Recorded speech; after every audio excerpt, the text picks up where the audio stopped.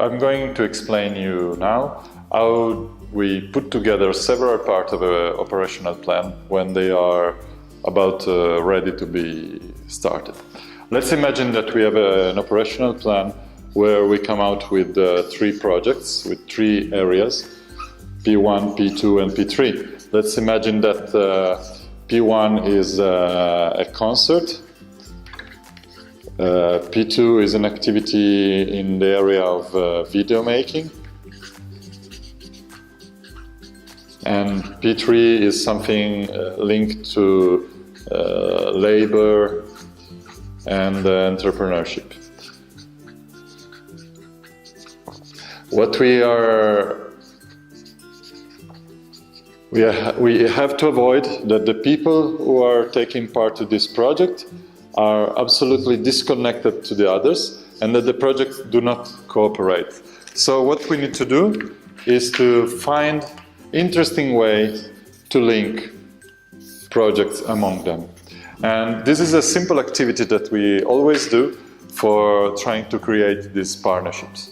Consider also that you can have external partnerships, external subjects, external NGOs, schools, whatever, which can support you in organizing your project. So the exercise is very simple. You take every project and you ask somebody who is interested in doing that project to stand up in the middle of the room. All the people who want to take part in that project will have to take him or her under their arm. So you end up with little clusters of people who is interested in doing a single project. Of course, people would say, well, I would like to stay here, but I would also like to stay in project 2. And at the beginning, this is forbidden. You have to choose which project you would like to stay in, and you have to give a priority, in a sense, to the projects that you like the most. After that, you start to work on the partnership. But this is the following lesson.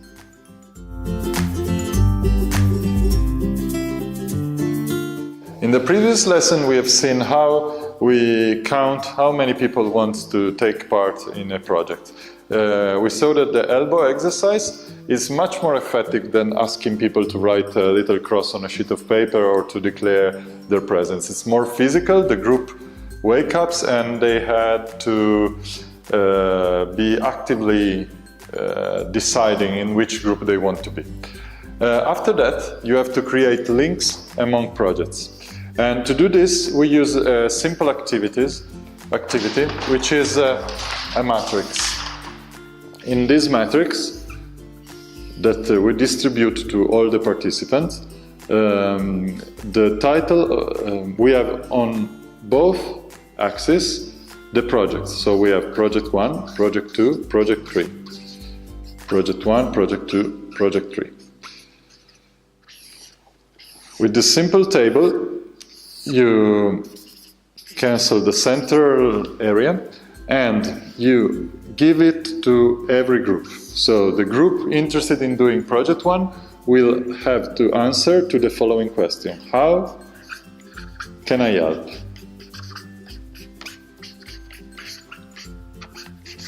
This activity has 2 simple rules. One is no is forbidden. So you cannot say, well, project 1 cannot help project 2. We don't have any idea, sorry. This is forbidden. The second thing is that it's not valid to say, we will just do some information.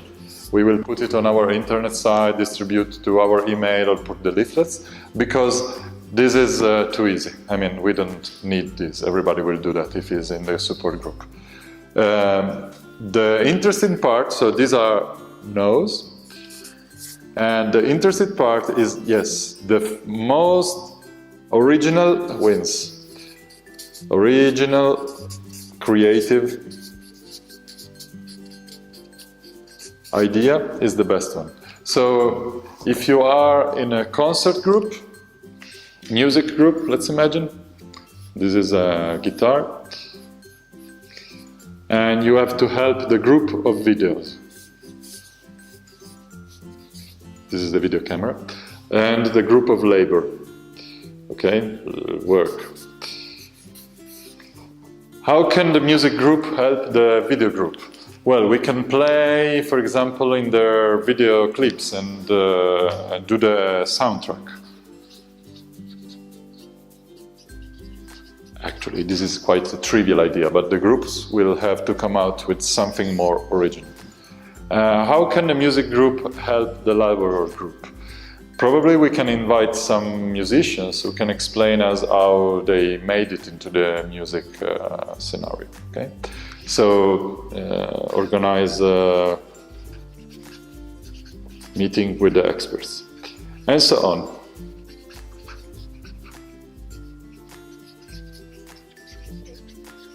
All the groups fill in this matrix, and then we put it all together, and we see collectively which are the most original and interesting ideas which came out. And after that, we do that.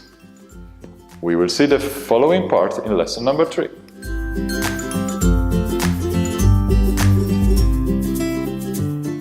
In the previous 2 lessons, we have seen how do we make people decide which project they like, and how can you force the partnership to happen, asking this simple question: how can I help?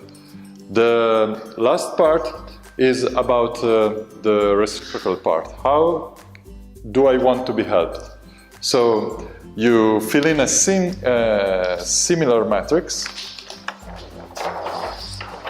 Again, every group has its own, you can do this in a different way. You create little tables in the room, P1, P2, P3. People stand around the table, the people who are interested in being part of this group. Let's imagine again, this is music, this is video, and this is work, labor. Okay? The question that every group has to answer to, and to fill in small post-it, for example, is how can they help? So every group writes on a little sheet of paper: we would like that Project 3 shoots the video of our concert.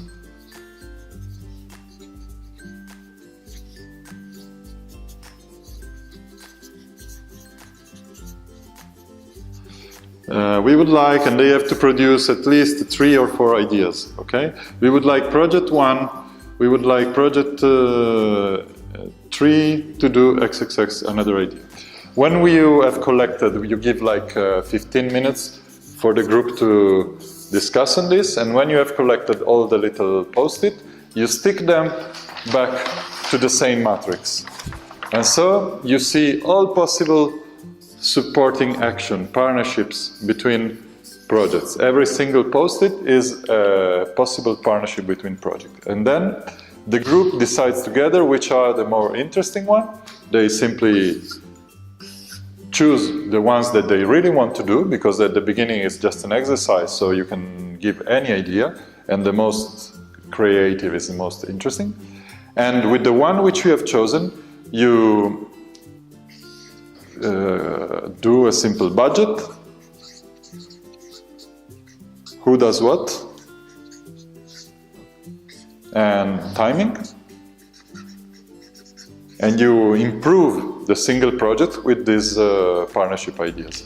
This has been very effective in all our experiences, because it has created several connections among different groups, among different NGOs, young people coming from different countries, villages, because they were forced to work together. Even if they didn't come to YEP because they had that partnership in mind, they ended up doing it in practice, and this was really changing in their community.